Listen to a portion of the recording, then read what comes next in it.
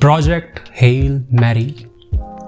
This reminded me of my childhood when I was in constant search of a perfect science fiction book. And yes, this one fits perfectly. Space travel, save humanity, meet aliens, be friends, understand what it means actually to meet or observe someone who is not like us and evolved completely in a different way.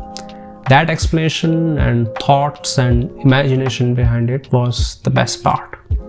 A well-researched book with great plot and great story.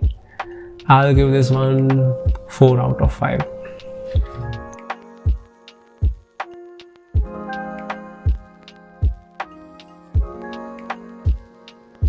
The Count of Monte Cristo, such a fun read.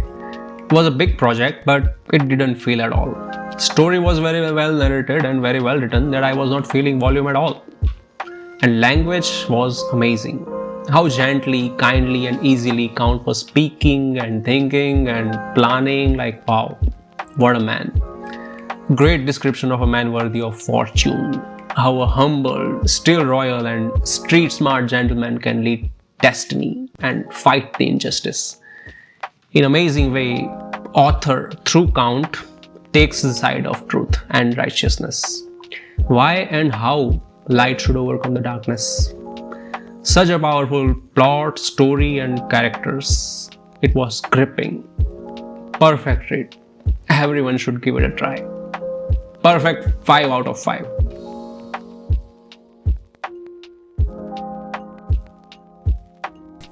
A Man Called Ove.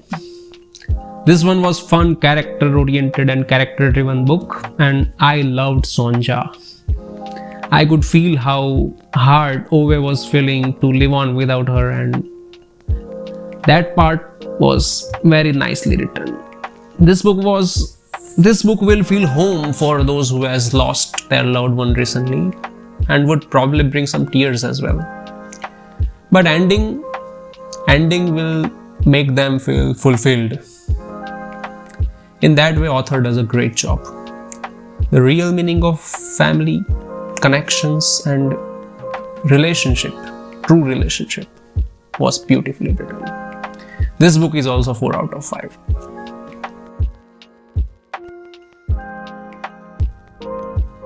The Overstory. Love for woods and curiosity for trees forced me to pick up this book, and it is beautifully written story of trees through different narratives. Some narratives were way more interesting and nicely written, and some were like I wanted to rush past to them and read to the narrative I was gripped in last chapter. However, they were all connected. And to be frank, after they all comes together, I lost a bit of interest because book was becoming more and more dark at that point. I was not very much into all those eco-activism and terrorism kind of thing and consequences related to their action. But whenever the scientific part of ideas of how trees were connecting all those stories kept coming, life was coming to this book. And there was a particular paragraph in this book which was really beautiful paragraph. And there's a character named Douglas who falls through the air. And at that particular point, while he is falling through the air, author switches the perspective, and takes us to the small insignificant event which happened 3 centuries ago. Miles below the very same spot Douglas was falling towards. It was an event including some wasp or parasite or some bulbul shit and some complete process of how one big banyan tree was growing there. And that story and imagination and idea behind it, that was really well thought. So yes, I'll give this book 3 out of 5.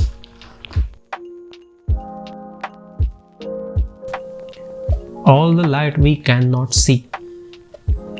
If you want to get brief idea of how your life and your days would be during World War, then how much free will or choices you would be having during those times, then you should pick up this one. But this book is a bit slow paced, not having much of twists and turns or any particular climaxes. This is just a story of how life would be in such environment. More kind of realistic and straightforward book. It would require a great amount of empathy to feel their lives. Plot was good.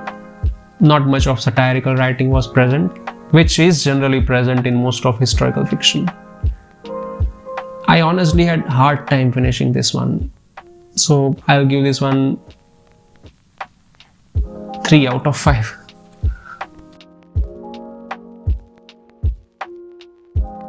Rules of Civility. Another amazing book by Monte beautifully describes how a year of our youth affects the rest of our life. It was more of a bit nostalgic book about how we prioritize things in our life from a woman's perspective. Beautifully shows emotions like envy and guilt, how our choice grows gradually, and how our reaction to certain revelation combined with our inherent tendency to bring some conclusion towards certain direction shapes our destiny and makes us understand what actually we want from our life, or at least which path we always wish to follow.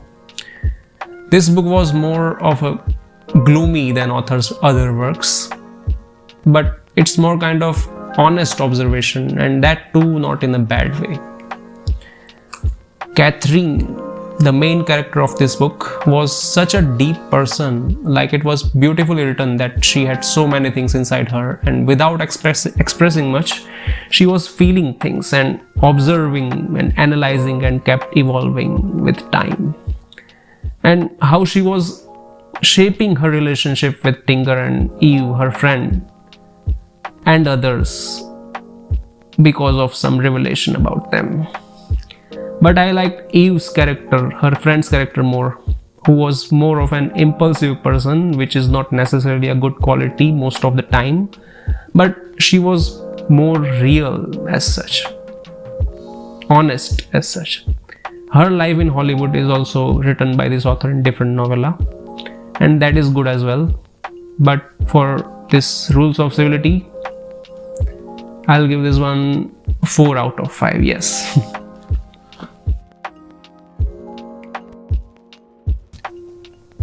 Malibu Rising. This one was fun, quick read, suggested to me by a good friend. The main character Nina was beautifully portrayed. How she holds her faith in family, understands grey, differentiates between black and white, and ultimately learns to stand up for what is right. Story was beautifully written and characters were nicely described. I liked Kit the most. There were 1 or 2 characters which was not necessary for main plot and not interesting also, but we can ignore them, so that's alright. The book is very gripping and entertaining. Like, we wish to read all arguments by all characters amid chaos that was going on at Riva party, and it was presented in very fun, innovative way.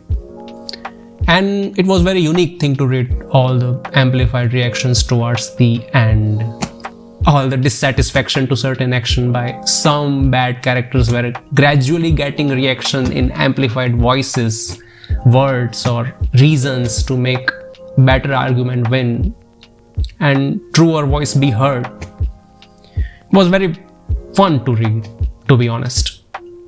Very good book. 4 out of 5.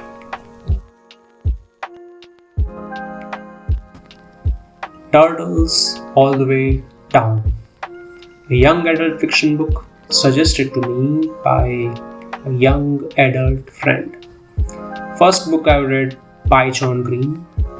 I didn't like plot very much. The main theme of this book was not very good, interesting. But some parts were good. Like since we are all context dependent people and how unnoticed creature or life can control some very much significant organism's destiny. That part was good.